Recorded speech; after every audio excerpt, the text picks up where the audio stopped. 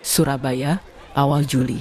Langit mendung menggantung rendah di atas kota, tapi itu tidak menghalangi riuhnya tawa dan teriakan di taman bermain Suryaloka. Warna-warni ceria menyelimuti wahana-wahana yang berdiri megah di lahan seluas 5 hektar. Lampu-lampu berkedip, balon melayang, dan suara musik anak-anak bersaing dengan denting logam dari mesin permainan. Bu Asri berdiri di dekat loket minuman, mengamati anak semata wayangnya, Damar, yang sedang mengantre untuk naik wahana favoritnya. Langit putar. Wahana itu seperti roda gila, kursi-kursi berputar dalam poros vertikal, menari di udara seperti berusaha menyentuh langit. Damar, kalau takut, jangan dipaksakan, katanya tadi sebelum melepas Damar ke antrean. Tapi seperti anak-anak umur 10 tahun lainnya, Damar hanya tertawa dan melambaikan tangan. Itulah terakhir kali ia melihat Damar dalam keadaan utuh. Sekitar 7 menit setelah wahana berputar, terdengar suara logam bergesek, seperti baut yang lepas, disusul jeritan, dan satu kursi, bersama isinya, terlepas dari poros. Suara dentuman tubuh yang menghantam atap wahana di bawah terdengar seperti pukulan palu ke dada Bu Asri. 5 detik kemudian, taman bermain berubah menjadi kekacauan. Teriakan, tangis, sirine ambulans, pita kuning polisi. Tubuh mungil Damar ditutupi kain putih. Tangannya menjuntai dari sela kain, masih memegang tali kecil dari mainan robot yang baru dibelinya. Bu Asri tidak ingat bagaimana ia bisa berdiri. Yang ia ingat hanyalah suara yang menggema di telinganya sendiri. Mimpi, ini mimpi, tidak mungkin. Pak Darmawan, perwakilan pemilik Suryaloka, muncul tak lama kemudian. Pria paruh baya itu mengenakan jas krem bersih dan senyum penuh empati. Saya sangat menyesal, Bu Asri. Kami akan menanggung semua biaya, pemakaman, santunan, apapun yang ibu perlukan. Ini musibah besar, dan kami bertanggung jawab penuh. Suaranya halus, tatapannya tenang, terlalu tenang. Kenapa? Kenapa bisa copot begitu? Tanya Bu Asri pelan, masih memeluk tubuh anaknya. Kursinya, kenapa bisa copot? Pak Darmawan menunduk dalam-dalam. Kami juga tidak mengerti, Bu. Teknisi kami bilang semua sudah dicek kemarin. Tapi ini, ya, mungkin takdir Tuhan. 2 minggu setelah pemakaman Damar, taman bermain Suryaloka sudah beroperasi kembali seperti biasa. Spanduk warna-warni bertuliskan promo liburan sekolah terpampang di pintu gerbang. Anak-anak tertawa, para orang tua mengabadikan momen, dan suara kereta mini bersenandung mengelilingi taman, seolah kematian Damar tak pernah terjadi.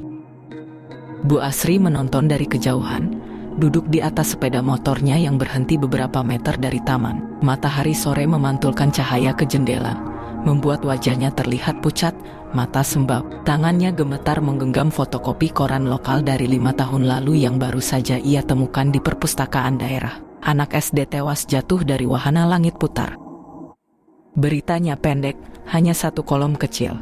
Nama korban disamarkan. Disebutkan bahwa kecelakaan disebabkan kesalahan teknis mendadak dan pihak manajemen telah bertanggung jawab penuh. Bu Asri menoleh ke tanggal di pojok kanan bawah. Juni 2019. Ia menengok ke kalender di ponselnya.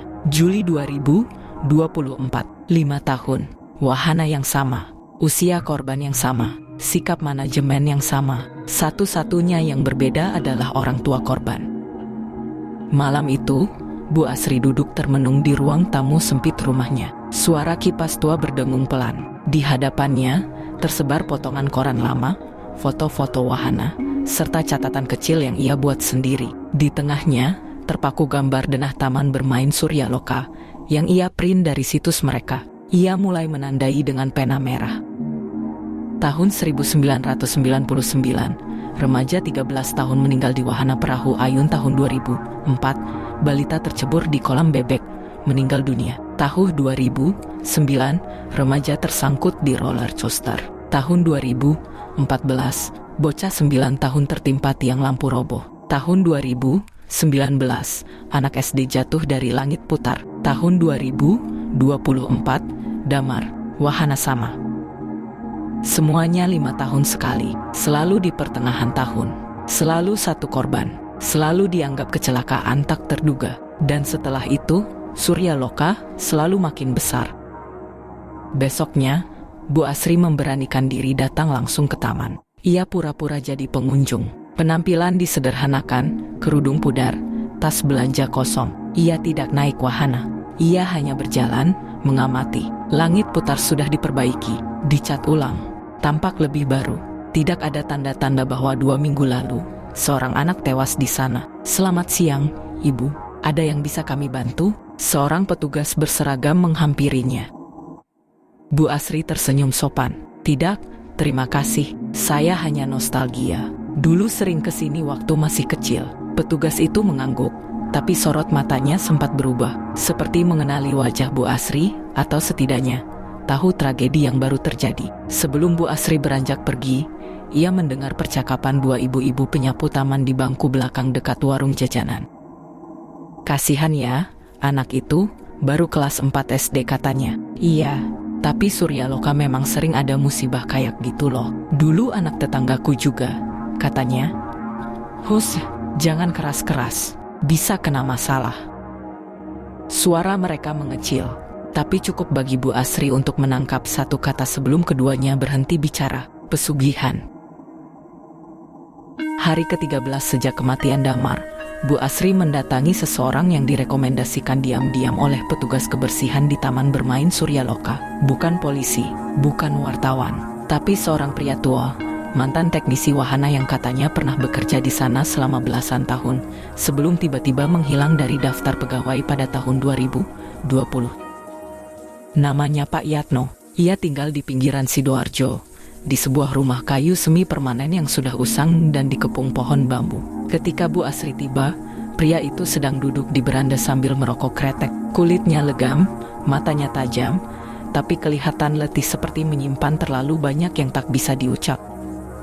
"Kulo Asri, Pak, ibu dari anak yang kemarin dulu meninggal, di langit putar." Pak Yatno terdiam, tak menunduk, tak menyambut, tapi dari matanya ia tahu siapa Bu Asri. Ia mematikan rokoknya. "Bu, saya sudah nggak kerja di sana sejak 5 tahun lalu. Saya nggak mau ikut campur urusan taman itu lagi." Bu Asri membuka tasnya. Ia keluarkan potongan-potongan koran lama yang sudah ia clipping, disusun di atas lantai kayu. Ia menunjuk satu persatu dengan suara tercekat. Tahun 99, 2004, 2009, 2014, 2019. Sekarang anak saya 5 tahun sekali, korbannya 1. Selalu anak-anak, di wahana yang berbeda, tapi semuanya selalu dibilang kecelakaan biasa. Pak Yatno menatap diam, tangan kirinya mulai gemetar, menggenggam celana panjang lusuhnya. Lalu, lirih, ia berkata, "Saya yang dulu narik tuas langit putar, waktu anak yang tahun 2019 itu jatuh." Bu Asri tercekat. "Nggak ada kesalahan teknis waktu itu, Bu. Saya tahu, mesin diservis rutin, rem aman. Tapi, anak itu tiba-tiba kelempar, padahal semua pengaman terpasang. Wahana sempat nyala sendiri sebelum jam operasional. Kayak ada yang mainin dari dalam."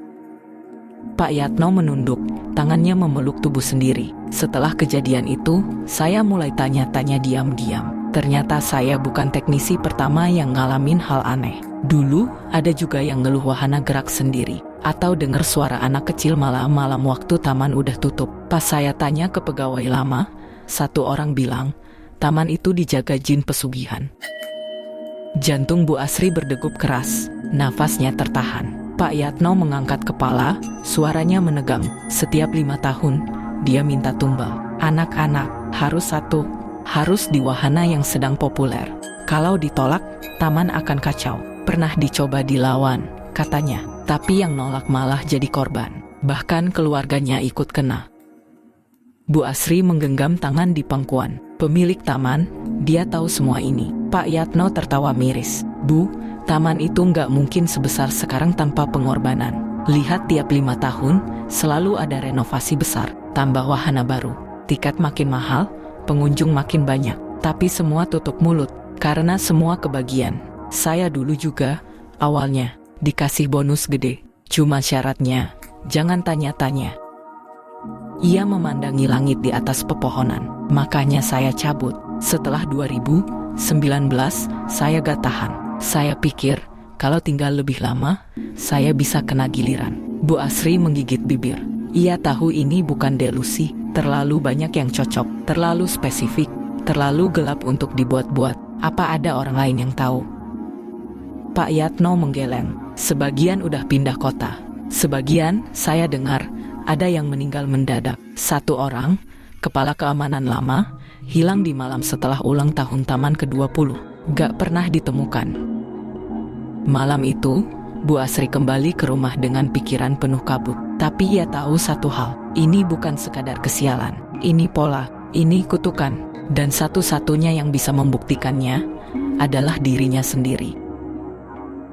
Keesokan harinya, Bu Asri datang ke perpustakaan kota. Ia meminta arsip surat kabar lokal tahun 2014 dan 2019.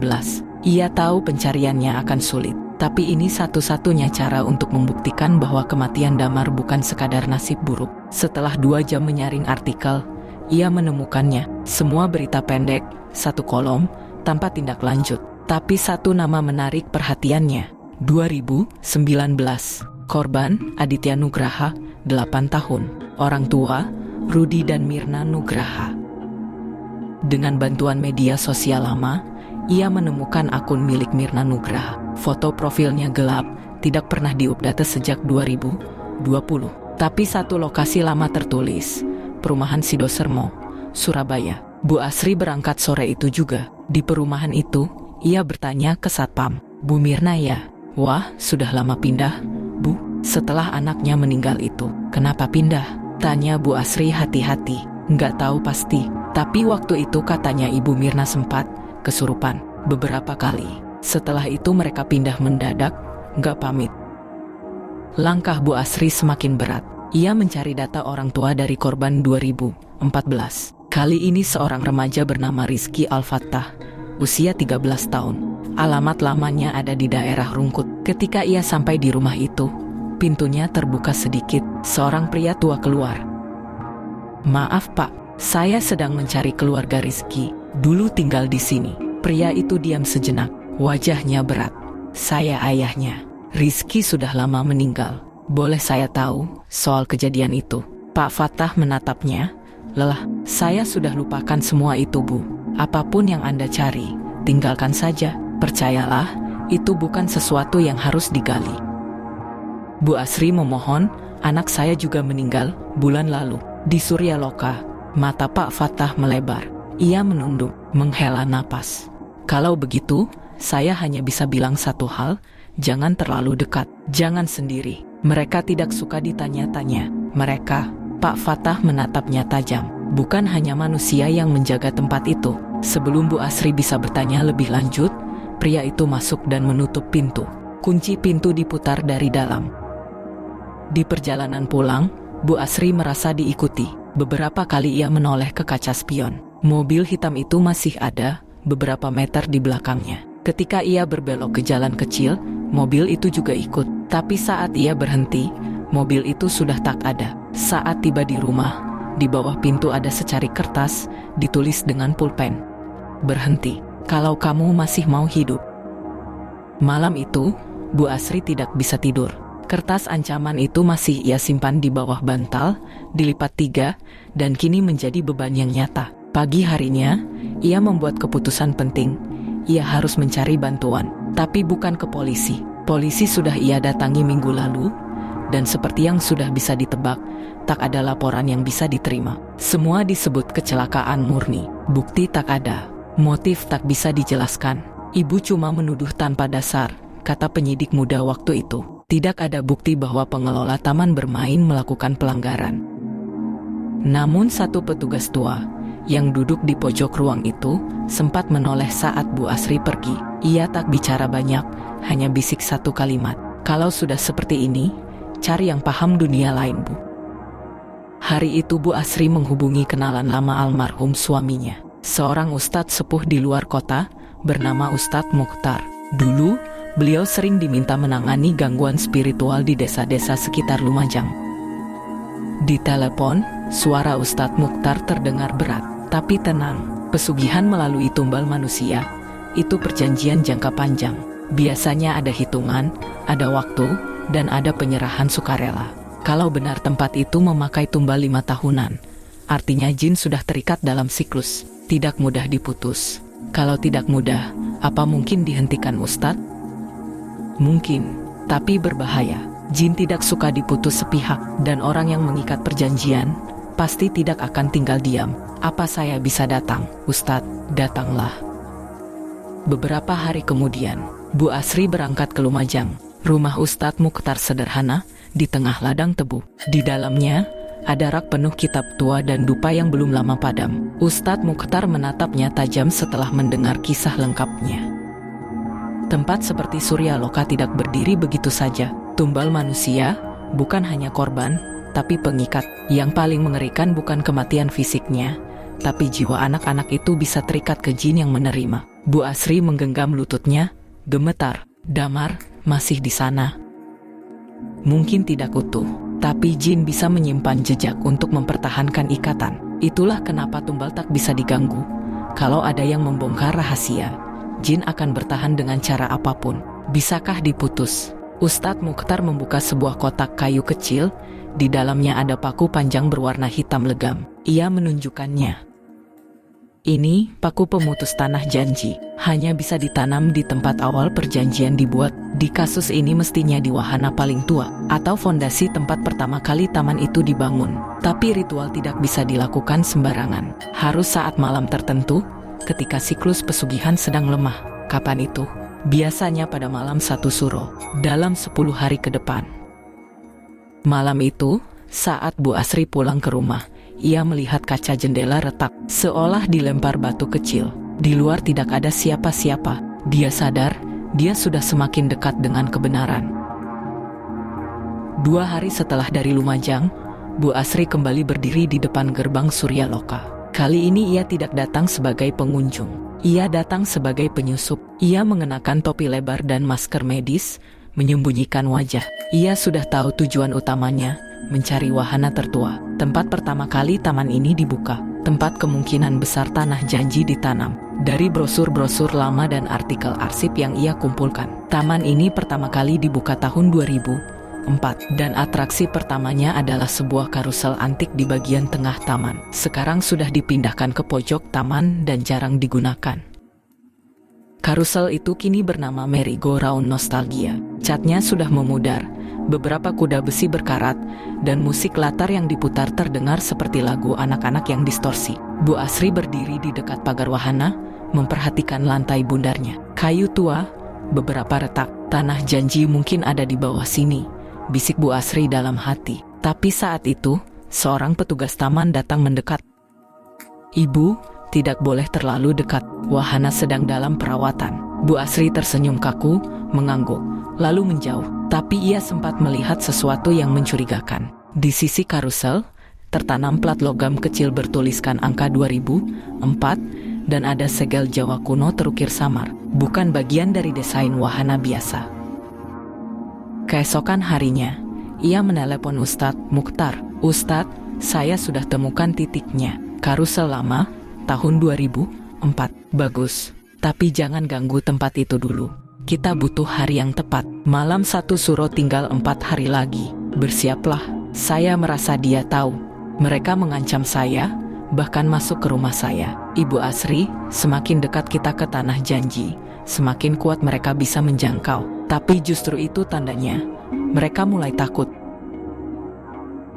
4 hari menuju malam 1 Suro, Ustadz Mukhtar menghubungi Bu Asri dan meminta ia datang kembali ke Lumajang. Kali ini, tidak untuk berkonsultasi, tapi untuk mempersiapkan ritual pemutus tumbal. Setibanya di sana, Bu Asri disambut dengan aroma dupa dan suara bacaan pelan dari kitab kuno. Ustadz Mukhtar sudah menunggu di ruang tamu, duduk dengan tenang di hadapan sebuah peti kayu. "Ritual ini tidak bisa dilakukan sembarangan," ujarnya sambil membuka peti. Di dalamnya ada 3 benda, tampak sederhana, tapi menyimpan makna besar. Paku hitam dari besi kuningan. Paku ini harus ditanam tepat di tanah perjanjian, sambil membaca ayat tertentu. Tapi tidak bisa dilakukan begitu saja. Minyak serai campur mustika kelapa. Minyak ini harus dioleskan pada benda peninggalan tumbal. Dalam kasus ini, baju terakhir milik Damar. Jika jejak jiwa anak itu masih tertahan di dunia, minyak ini akan membebaskannya. cermin kecil berbingkai perak. Cermin ini berfungsi untuk melihat pengikat yang menjaga titik tumbal. Jin pesugihan biasanya bersembunyi dalam bentuk tak kasat mata, tapi menjelang pemutusan, ia akan muncul. Setelah ibu menanam paku dan mengoleskan minyak, makhluk itu akan tahu, dan dia akan datang. Saat itulah saya akan masuk. Segera telepon saya, akan saya bimbing dari sini. Tapi ingat, ibu harus bertahan di sana selama proses pembacaan doa berlangsung. Tak boleh lari, apapun yang terjadi. Sore itu, saat kembali ke Surabaya, Bu Asri merasa seperti diawasi. Ia menginap di rumah adiknya malam itu, tapi sekitar pukul 3 dini hari, ia terbangun karena mendengar suara musik karusel. Pelan, seperti lagu pengantar tidur anak-anak, tapi dengan nada kacau. Ketika ia melongo keluar jendela, ada seekor kuda mainan berdiri diam di halaman. Badannya lusuh, ada noda tanah basah di mulutnya. Di atas pelana, ada sesuatu yang membuat darah Bu Asri beku, potongan foto Damar. Wajah anak itu sudah dicoret hitam.